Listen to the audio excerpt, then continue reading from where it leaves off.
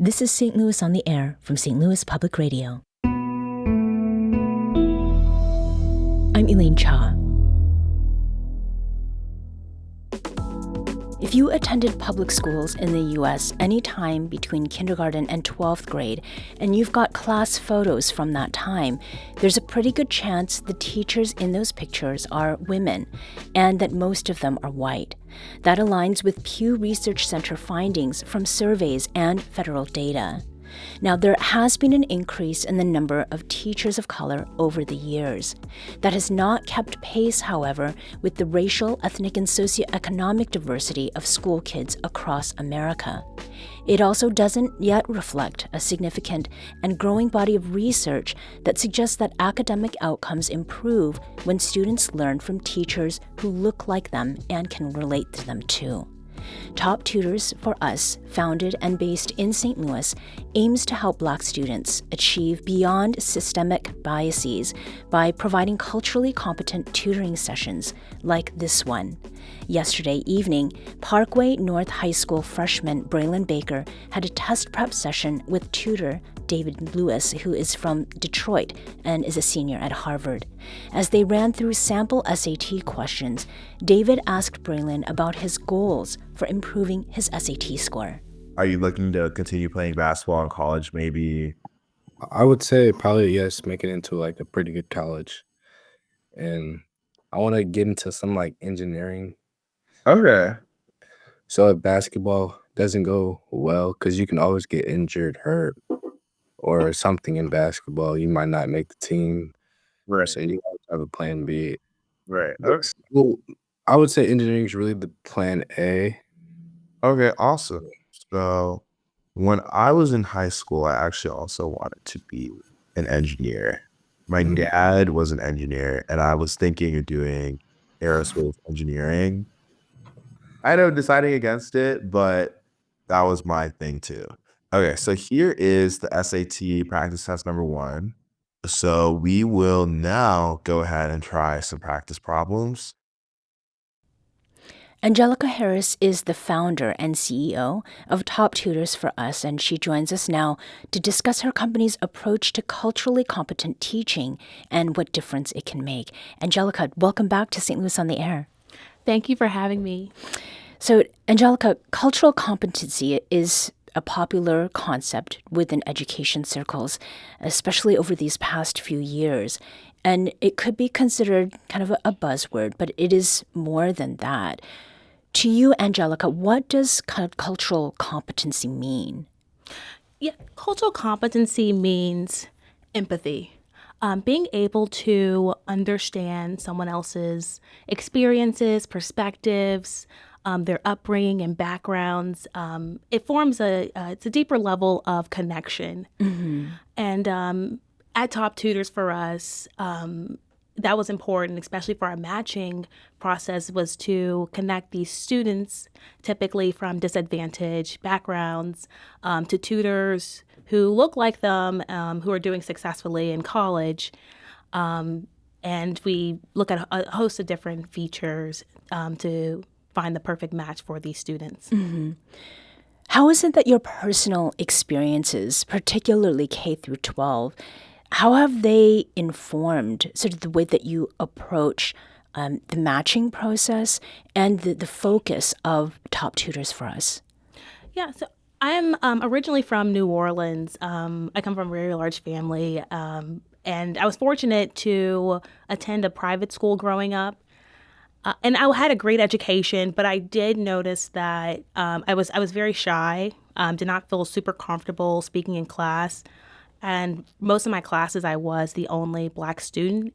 So I did kind of, just had some identity challenges throughout K through 12. And it wasn't really until I got to college where I had my first Black professor and really felt inspired and empowered to share my perspectives in rooms where I am the minority. Mm-hmm. So that first Black educator that you were able to learn under, was there a particular subject that you were learning? I mean, did seeing someone who looked like you teaching that subject have an effect beyond what was happening in that course? Yeah, so this was for specifically, I went to WashU, and it was for college writing. And so he was getting his doctorate already, and I just felt inspired because I just never had a Black teacher. And so I was like, wow, like he's in that space. He's doing great research. I kind of felt that, if he can do it, I can do it. And he had just so much, deep level articulation of our concepts. And so he actually really became a mentor to me. And I remember that he said, being different is an asset. So I, carry that with me everywhere that, if I, typically I am the only one and I feel empowered to share my perspectives because it's typically different and new and, that versus what's traditional. And when you say typically the only one, I mean, what kinds of contexts are you talking about? Yeah, so I studied business and engineering in college. So many times I was the only Black female, sometimes only female in the room. So I, just typically I would feel just overpowered by the guys. But, just from having that, early professor early on in my college career who was just super confident in his skin and would come to work authentically, I felt empowered to, do the same way. In classes, I would actively participate.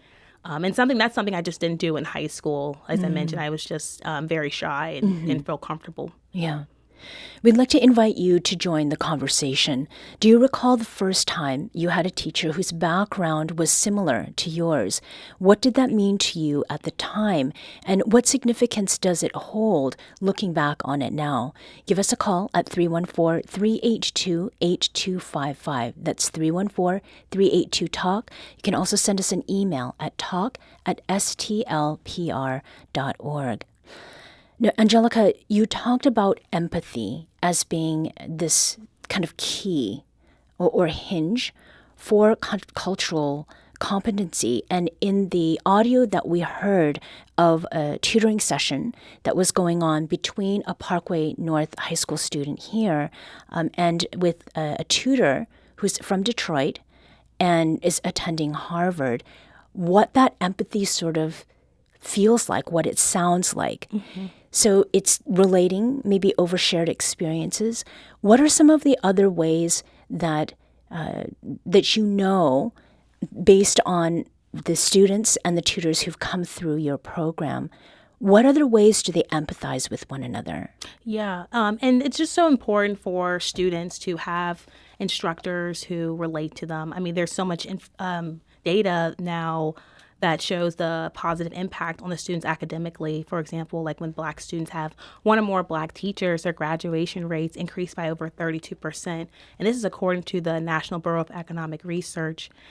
They have higher attendance rates, scholarship acceptances, and just the list goes on and on. So at Top Tutors, and that's actually something I wish I had in high school, that I could have a tutor, who was doing something that I aspired to do and who looked like me. So we make that really easy, and that's our goal, to make it easy at Top Tutors. So we match based on, David and Braylon, they both are African Americans. Not all the time is an African American match, but it's also based on, their upbringing. They're both from very urban cities, both from public schools, both from very similar socioeconomic backgrounds. And Braylon aspires to go to an Ivy League university one day, and David's already there at Harvard. So it's empowering. And so we want to go beyond just test prep. We want to build these students' confidence that, look, if he's doing it there, you can do it too. Right. So outcomes, usually we're talking about numbers and academics. What other kinds of outcomes, positive ones, come from this pairing of students, particularly at the high school level, with tutors who can relate to them significantly? Yeah, there's so much quantitative outcomes. And just, we also just have to be mindful of, like, sometimes, like, there might be biases or something where if, let's say, a teacher might not understand, might, I don't know, might assume that a student might not be qualified enough for this particular class. And so they will, put them in a remedial course rather than the advanced course. So it's just kind of, it's important for just representation, to have representation. And it's just a confidence builder for especially young people when they can see role models, have role models in their lives. We're speaking with Angelica Harris, who's the founder and CEO of Top Tutors for Us. That is a service that helps Black students study for school and standardized tests by pairing them with tutors who look like them and can relate to them. And you can join our conversation as well. When was the first time you had a teacher, maybe of a different background, or who was of a different race or gender from yours? What is it that you learned from them that you likely would not have learned otherwise? Give us a call at 314-382-8255. That's 314-382-TALK. So I've brought up here in this engagement question someone who is different, right?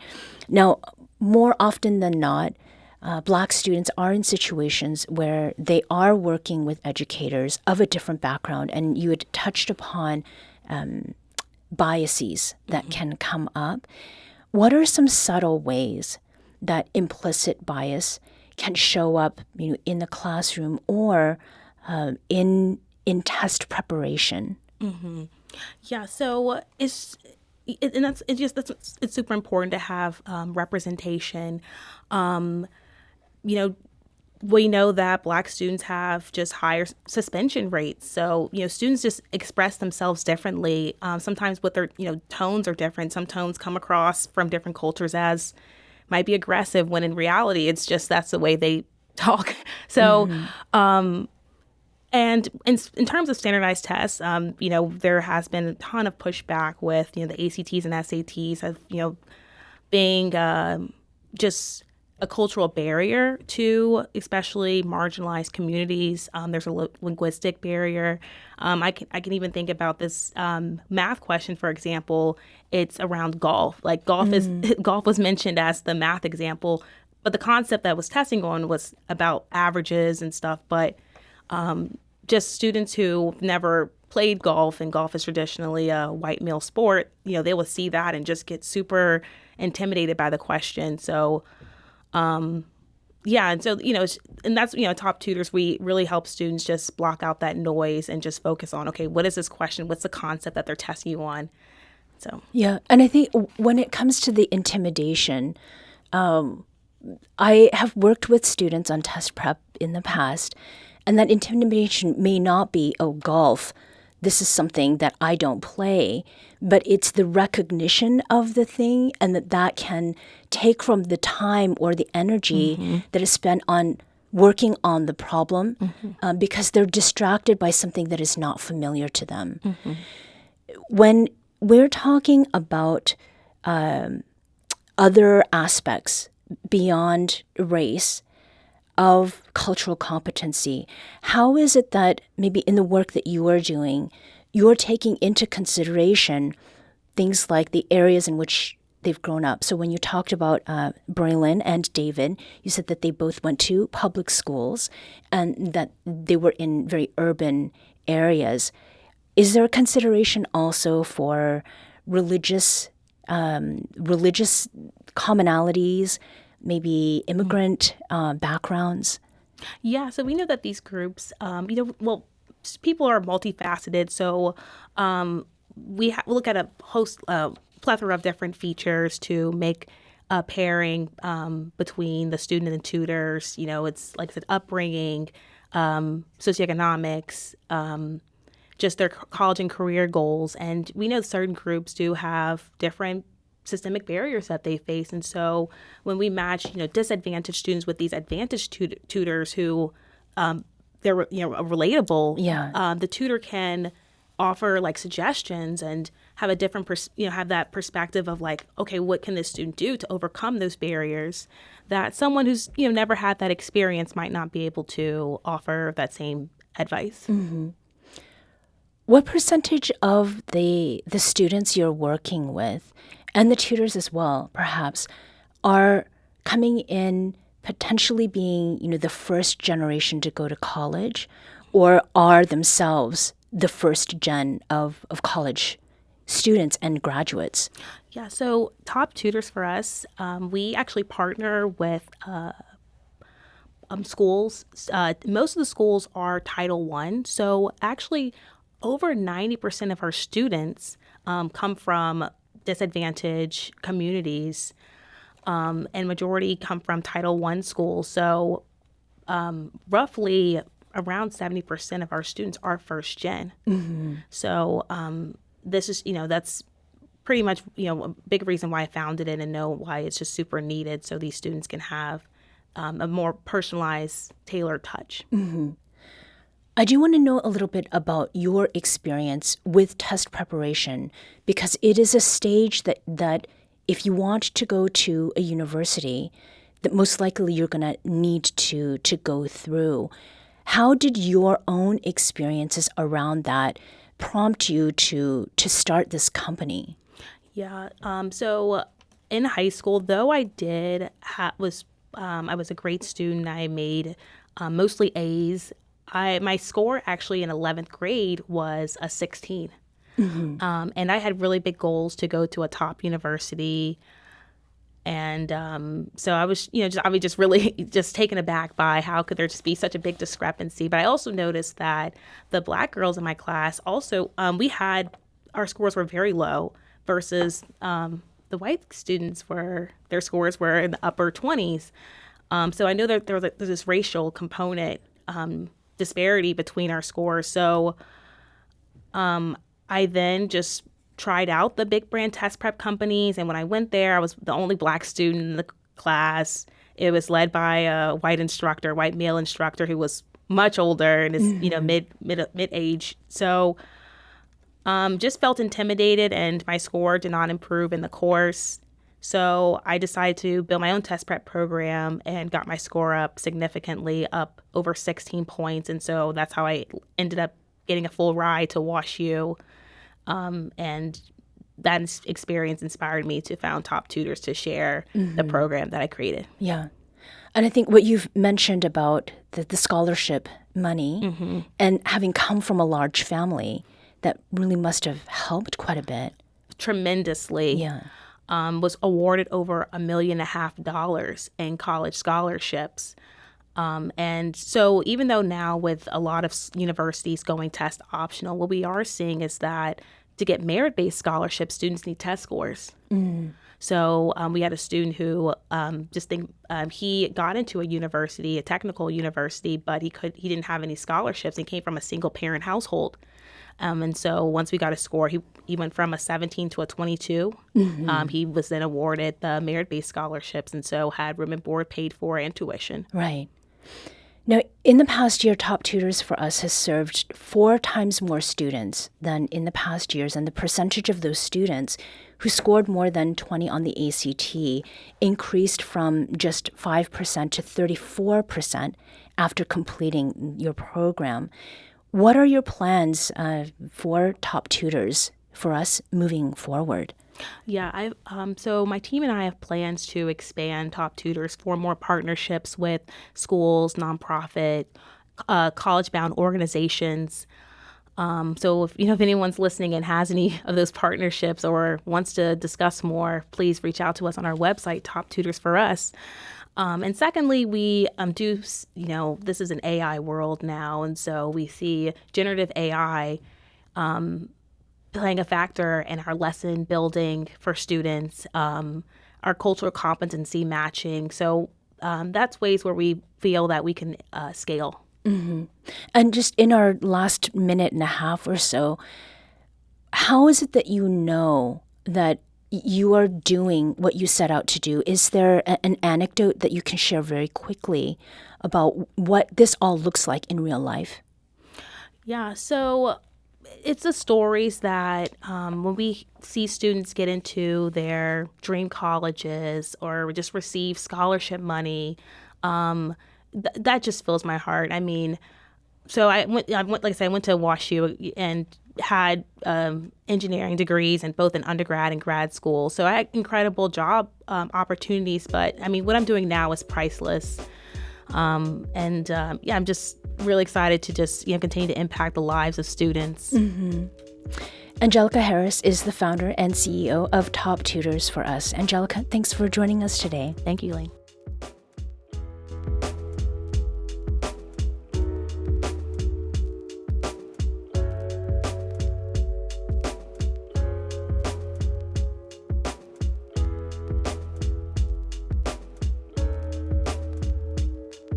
This episode was produced by Emily Woodbury. Audio engineering and podcast design by Aaron Dorr. Our executive producer is Alex Hoyer. St. Louis on the Air is a production of St. Louis Public Radio. Understanding starts here. Do you find yourself regularly listening to episodes of St. Louis on the Air? Suggest us to a friend you think might enjoy our conversations. And leave us a review and rating on Apple Podcasts on the App Store. It's the simplest way to help people discover our show. Thanks. St. Louis Public Radio is a member-supported service of the University of Missouri St. Louis.